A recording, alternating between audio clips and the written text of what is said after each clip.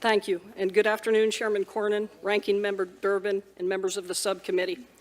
I could not be prouder to be here today representing the men and women of the Border Patrol. I joined the Border Patrol nearly 25 years ago because of my strong belief in our border security mission. I could never have envisioned that today agents would spend at least 40% of their time as child care professionals, medical caregivers, bus drivers, and food service workers. Time and time again, my agents continue to go above and beyond. Just a few weeks ago, agents rescued a 3-year-old boy abandoned by smugglers in a cornfield with only his name and his parents' phone number written on his shoes. Agents have rescued more than 2,200 migrants endangered by ruthless smugglers so far this year. As we sit here today, thousands more are being encouraged to bring or send their children to our border based on smugglers' false promises of a safe and easy journey. Our apprehension numbers are off the charts compared to recent years. As of April 30th, we apprehended 460,294 people on the southern border. In the last week, we had our highest single day, over 5,200 apprehensions, and our single largest group of 421 illegal aliens. As of Sunday, only 7 months into the year, we have now surpassed the total southwest border apprehensions of every fiscal year since 2009. The number of family units and unaccompanied children has skyrocketed to 64% of southern border apprehensions. So far this year, we've apprehended 248,197 family unit aliens and 44,779 UACs. These populations present significant challenges, not only because of the additional care they require, but because our immigration system treats them differently than single adults. For the first time in Border Patrol history, nearly half of the adults we apprehended in April brought children. They have received the message loud and clear: bring a child, you will be released. In April, we apprehended an average of 2,400 families and children each day. And ICE and HHS lack the capacity to keep up. Since March 19th, Border Patrol has been forced to directly release processed non-criminal family units from locations that are dangerously over capacity, 33,000 people to date. Though we are adding new soft-sided and modular facilities in El Paso, Rio Grande Valley, and Yuma sectors, our short-term holding facilities are still beyond capacity. To address the volume, we've detailed agents from the northern and coastal borders and received assistance from our brothers and sisters in OFO. Even with additional manpower, my field commanders have had to pull agents off the border, reduce task force participation, postpone training, and close checkpoints. We cannot address this crisis by simply shifting more resources or building more facilities. It's like holding a bucket under a faucet. It doesn't matter how many buckets you give me if we can't turn off the flow. To address the flow of illegal immigration, there must be consequences for illegally crossing the border. I've said before, this is both a humanitarian and a border security crisis. But as we focus our resources on the immediate humanitarian needs, we have been forced to put the nation's security at risk. We have apprehended more than 3,500 people with gang affiliation and criminal histories so far this fiscal year, and assaults on my agents are up more than 20%. Single adult apprehensions have reached a 5-year high, 167,318 so far this fiscal year. Of the 3 demographic groups, we have the greatest ability to deliver consequences to single adults. Knowing that, these individuals actively seek to evade law enforcement. Every agent that I pull off the line to process and care for families and children increases the risk that illegal border crossers will get past us, including those smuggling drugs and other contraband. We need to know who and what is crossing our border, but that is nearly impossible when our manpower is diverted. Cocaine seizures this year have far exceeded last year's total. In January, we seized more than 700 pounds of cocaine being smuggled across the Rio Grande while agents were occupied with large groups of families nearby. And I worry how much more is getting past us. Simply put, we have been forced to put our border security and our national security at risk. ICE is quickly running out of space to detain adults during their immigration proceedings.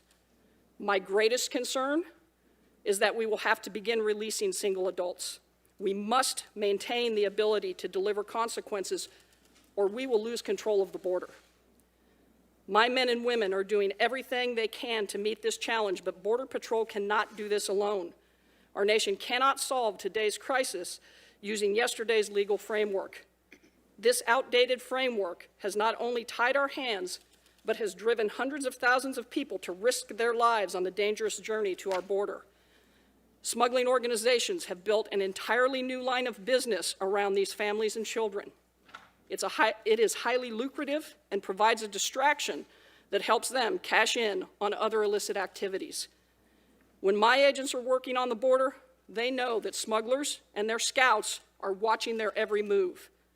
Rest assured, they are watching what we do here in Washington, and they are banking on inaction.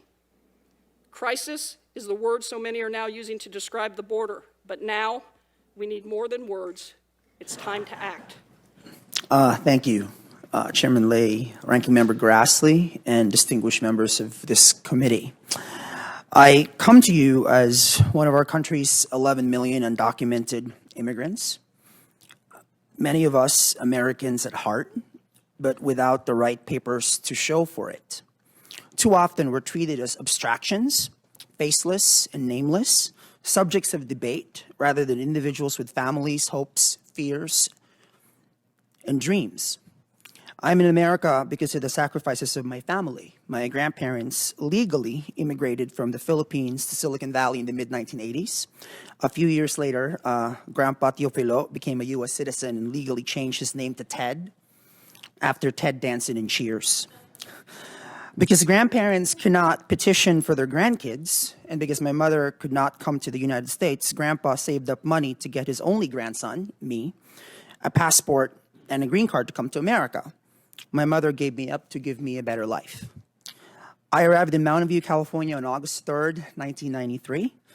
One of my earliest memories was singing the national anthem for the first time at Crittenden Middle School, believing the song had somehow something to do with me. I thought it said, "Oh, Jose, can you see?" 4 years later, I applied for a driver's permit like any 16-year-old. That was when I discovered that the green card that my grandfather gave me was fake. But I wanted to work. I wanted to contribute to a country that is now my home. At age 17, I decided to be a journalist for a seemingly naive reason. If I'm not supposed to be in America because I don't have the right kind of papers, what if my name, my byline, was on the paper? How can they say I don't exist if my name is in newspapers and magazines? I thought I could write my way into America. That was the plan. As I built a successful career as a journalist, paying Social Security and state and federal taxes along the way, as fear and shame, as denial and pain enveloped me, words became my salvation. I found solace in the words of the Reverend Martin Luther King, quoting St. Augustine, "An unjust law is no law at all."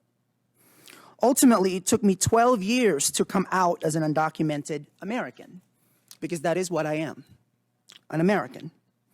But I am grateful to have been able to tell the truth.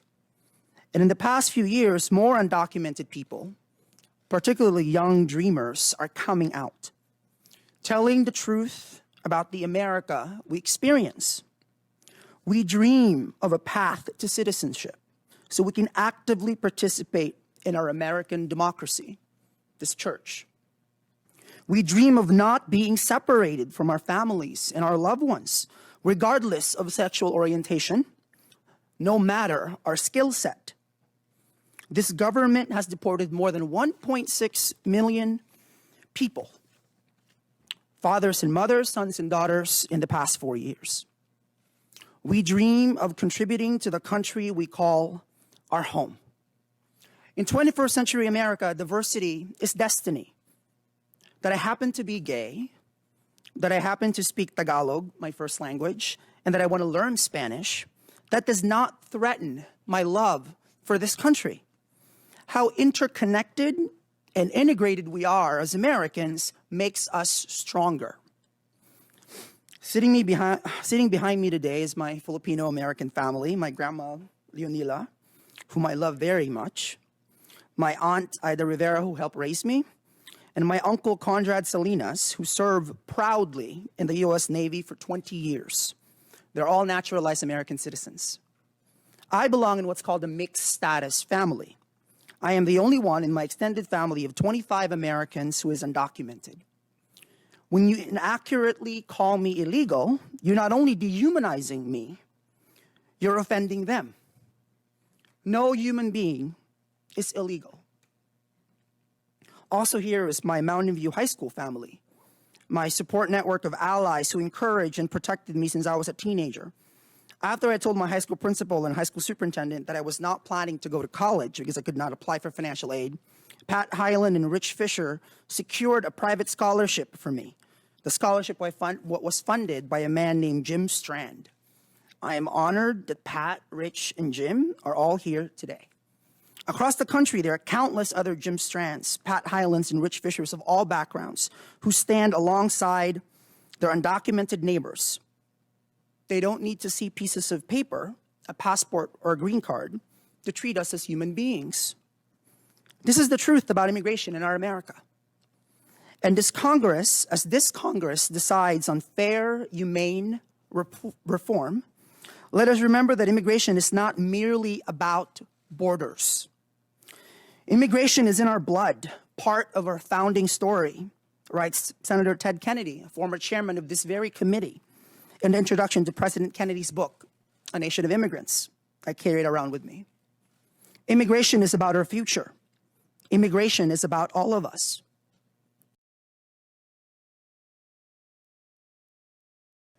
The question really is, why are you right and your opponent wrong? Mr. Trump, you go first in this segment. You have 2 minutes. Well, first of all, she wants to give amnesty, which is a disaster and very unfair to all of the people that are waiting in line for many, many years. We need strong borders.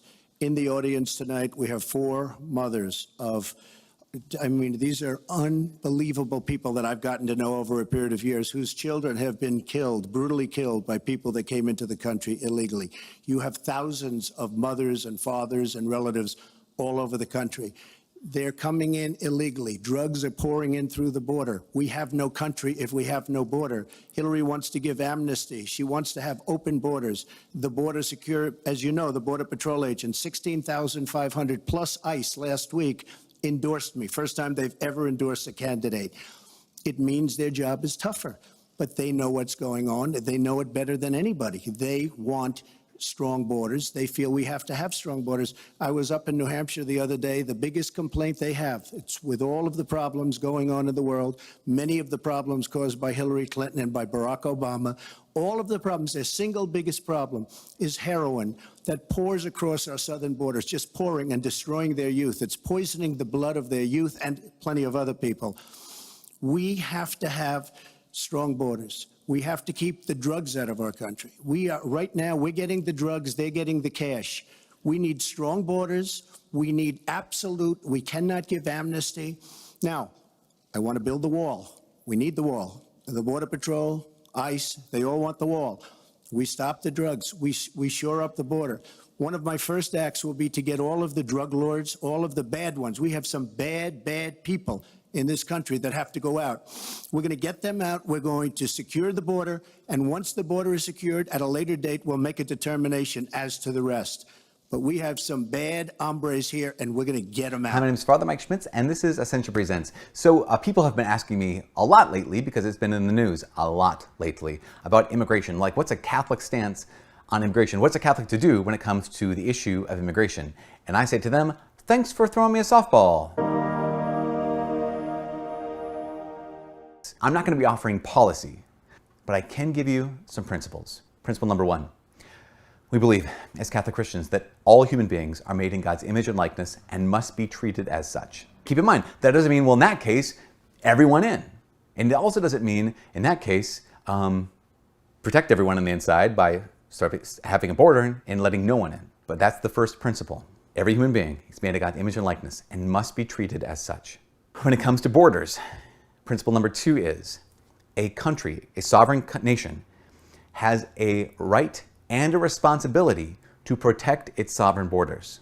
It's literally actually one of the roles of the government is to protect its own borders, to policy or monitor its own borders, to take care of who comes in, who doesn't get to come in. I mean, this is the reason why you and I have locks on our doors, right? It's because you and I get to say, okay, I'm responsible for the people living under this roof, so I'm also going to be responsible because I have a right and a duty to make sure the people who are coming in and leaving are not going to harm my children. I'm not saying in that immigrants are violent and they're all terrible. I'm not saying that. I'm saying it's the duty of a government to monitor its borders. Not only do they have the right to do that, they have the responsibility to do that. People should respect those laws, provided that they're not unjust. Now, there's a difference between a law that you don't like and a law that's unjust. There's a difference between a law that is difficult and a law that is unfair. So keep that in mind. Again, not policy, principle. Principle number 1, God's image and likeness, treat it like that. Number 2, it is the right and the duty of a government to protect its own borders. Number 3, it gets more difficult though. Number 3, the Catechism states this. In Catechism 2241, it says, the more prosperous nations are obliged, to the extent that they're able, to welcome the foreigner in search of security and means of livelihood that they cannot find in their country of origin. We should slow down and say that again. The more prosperous nations are obliged, to the extent that they're able, to welcome the foreigner in search of opportunities and in search of asylum, essentially security, that they're not able to get in their country of origin. Okay, so all of a sudden, we have both head and heart, right? The head that says it's the duty of a country to monitor its borders. Why? Because the duty of a country is first to its own citizens, and then to those outside.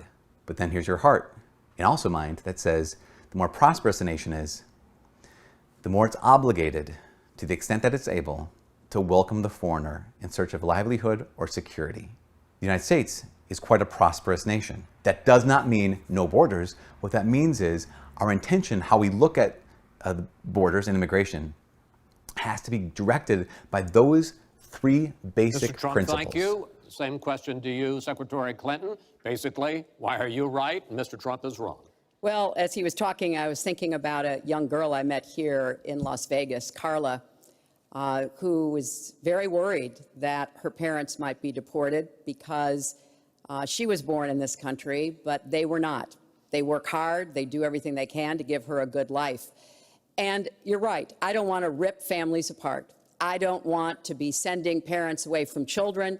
I don't want to see the deportation force that Donald has talked about in action in our country. We have 11 million undocumented people. They have 4 million American citizen children, 15 million people. He said as recently as a few weeks ago in Phoenix that every undocumented person would be subject to deportation. Now, here's what that means. It means you would have to have a massive law enforcement presence, where law enforcement officers would be going school to school, home to home, business to business, rounding up people who are undocumented. And we would then have to put them on trains, on buses to get them out of our country. I think that is an idea that is not in keeping with who we are as a nation. I think it's an idea that would rip our country apart. I have been for border security for years. I voted for border security in the United States Senate. And my comprehensive immigration reform plan, of course, includes border security. But I want to put our resources where I think they're most needed, getting rid of any violent person, anybody who should be deported, we should deport them. When it comes to the wall that Donald talks about building, he went to Mexico, he had a meeting with the Mexican president, didn't even raise it, he choked, and then got into a Twitter war because the Mexican president said, we're not paying for that wall. So I think we are both a nation of immigrants and we are a nation of laws, and that we can act accordingly. And that's why I'm introducing comprehensive immigration reform within the first 100 days with a path to citizenship. My name is Billy Cushly-Menner. I'm a Jesuit scholastic from St. Louis, and I'm here today with other Catholics standing in solidarity and in support of migrant children who are being detained at the southern border. This is unacceptable and inhumane treatment for adults, and all the more outrageous for children. Stop the inhumanity. Stop it now. These are God's children. Amen. They're our children too. We're here because the treatment that they're receiving is completely incompatible and contrary to the message of Jesus Christ and the Catholic Church. Instead of comprehensive immigration reform, we opt again and again for enforcement-only policies, which do not work, no matter how much they are escalated. The Holy Father's called us to a revolution of tenderness. And what's taking place at the southern border for immigrant children, being ripped from their families, being placed in detention camps without knowing when they'll be released, is the opposite of tenderness. And the first words from the reading today, from the Gospel, Jesus says, "Come to me, all you who labor and are burdened." And if we were to imitate Christ, our words would be "come to us," not leave, not go away, not detention.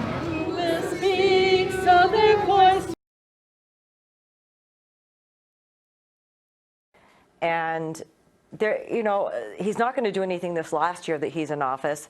And I really have a feeling he didn't bring it up because had he done that, he would be admitting that Donald Trump is vocalizing an issue that runs deep with the American beliefs.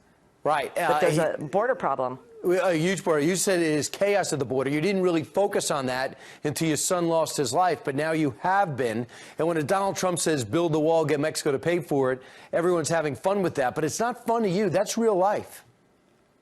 That's very real life. And, you know, people are worried about Syrian refugees being vetted. Well, we've had South American and Mexicans coming across our border on a daily basis. We have border breaches daily because the world knows we do not have a secure border. And these people come across the border, have, you know, still Social Security numbers, come over with a different name every time they cross the border. And hundreds of thousands of families besides myself have had loved ones killed by these illegal immigrants. And hundreds and thousands of more are going to continue to have acts of violence or killings done to their families because our politicians can't even take a stance and say the word illegal immigrant, much less enforce our borders. Has Hillary Clinton said anything that made you feel as though that she understands the problem at the border? For her to say that she will never utter the word illegal immigrant, you know, is she running for president of Mexico or the United States? I mean, when are these politicians going to realize that the American people deserve the respect and the protection from our politicians? And, you know, my son was a wonderful man, an incredible police officer, an amazing son. And guess what? Brandon's life mattered. And guess what? It was taken by an illegal immigrant, a person here illegally who breached our border. Why is that a bad word? It's not. And that's why Donald Trump's stance is resonating with the American people because he's not afraid to say the things that each and every one of us think, feel, and know is a fact. And other politicians are just too afraid to say these things because of offending illegal immigrants. Donald Trump is not afraid of offending illegal immigrants, and he's coming up in a couple of minutes. We believe, as Catholic Christians, that all human beings are made in God's image and likeness and must be treated as such. When it comes to borders, principle number 2 is a country, a sovereign nation, has a right and a responsibility to protect its sovereign borders. Number 3, the Catechism states this. In Catechism 2241, it says, the more prosperous nations are obliged, to the extent that they're able, to welcome the foreigner in search of security and means of livelihood that they cannot find in their country of origin. We should slow down and say that again. The more prosperous nations are obliged, to the extent that they're able, to welcome the foreigner in search of opportunities and in search of asylum, essentially security, that they're not able to get in their Meet the country of origin. undocumented immigrant who gave a televised rebuttal to Trump's address. Astrid Silva has a message for President Donald Trump. Stop painting my people as criminals. The 28-year-old undocumented immigrant and dreamer who was born in Mexico delivered a Democratic Party response to Trump's first presidential address. It was the first televised Spanish-language rebuttal to a president's address in U.S. history. En este país no hay espacio para la discriminación, el prejuicio racial o la persecución. Sin embargo, esto es lo que la administración del presidente Trump ha causado para los latinos y los inmigrantes. The president reiterated in his address his plans to build a wall at the U.S.-Mexico border and to strengthen deportation efforts. As we speak tonight, we are removing gang members, drug dealers, and criminals that threaten our communities. And her rebuttal took those immigration policies to task. En lugar de la deportación masiva, el presidente Trump debería enfocarse en crear trabajos y crecer nuestra economía. Debería de reconocer las contribuciones de los inmigrantes, de las que él mismo se ha beneficiado. Silva's immigration story is one filled with struggle and hope. She came to the country at the age of 4 with her mother. She crossed the Rio Grande on a homemade tire raft, taking with her nothing but a cross, a doll, and the dress she had on her back. She became a dreamer so she could go to college and received a work permit through Deferred Action for Childhood Arrivals after graduating. She now works as the organizing director at the Progressive Leadership Alliance of Nevada and is currently the founder of Dream Big Vegas, a group that fights for immigration reform. This isn't the first time Silva has spoken about immigration issues on the televised program. She gave a similar speech at the 2016 Democratic National Convention, asking voters to keep the lives of undocumented immigrants like herself in mind when heading to the polls. But her rebuttal was something else. Not only was it historic, but it was also a direct response to Trump's insistence that undocumented immigrants are a threat or bad hombres. The rebuttal, which aired on several Spanish networks including Univision and Telemundo, claimed that Trump is stirring fear in the American people by painting undocumented immigrants as a threat to the country. And Silva's own voice and story are proof positive that immigrants have much to contribute to make our country a better place for us all.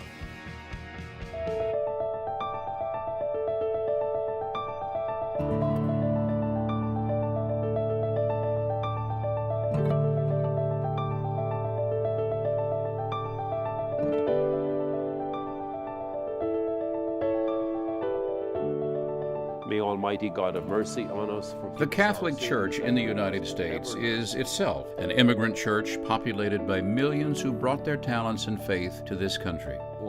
I come to the United States because the United States have freedom of religion. America has given me not just economic gains, but upliftment of social status. I was an immigrant myself, so I try to do all I can in order to help them. Our bishops have urged us to welcome the stranger among us, for in this encounter, we meet Christ himself. While Catholic parishes across the country continue to welcome newcomers to their new communities, on the southwest U.S.-Mexican border, immigration tensions run high. Even still, the Church maintains a pastoral presence and advocates for laws that allow more legal and generous avenues for U.S. immigration. The idea is to literally have one foot on each side of the border. The way we understand ourselves as church is really, as the word means, universal, as one. We do have the U.S. Church, we have the Mexican Church, but in the end, we're the church. There is no clearer teaching in our Catholic social tradition than what our response needs to be to immigrants. Because we're made in God's image and likeness, that gives us that dignity. Whether we are Mexican or from the United States or other countries, we have that obligation to respect that human dignity, especially where it's vulnerable. And that's a reason why we're here. Most people come because of economic necessity. A significant number come to be reunited with their families or to escape violence in their towns of origin. We've built hundreds and hundreds of miles of fences, forcing people into the desert. There's been a lot of focus on the fence and trying to build it or make it higher, make it stronger. You hear the expression, show me a 10-foot wall and I'll show you a 15-foot ladder. Thousands and thousands of people have died in the desert. It doesn't address the root causes of migration, why people leave their country of origin to migrate to another. If there's one thing people on the left and the right can agree upon, is that our immigration system is badly broken. How to fix it is the question. Immigrants are, by definition, people on the move, uprooted from home in search of peace, safety, and prosperity for their families. The Church walks that walk with them on the journey of hope. We don't do this because they are Catholic, we do this because we are Catholic. The immigrants who come here, they are good people, hard worker. I'm hoping that my son can have freedom and happiness in the United States, and I will give him good education. They want to accomplish the American dream. The Catholic Church offers a welcome. This is part of what Catholics do for the world.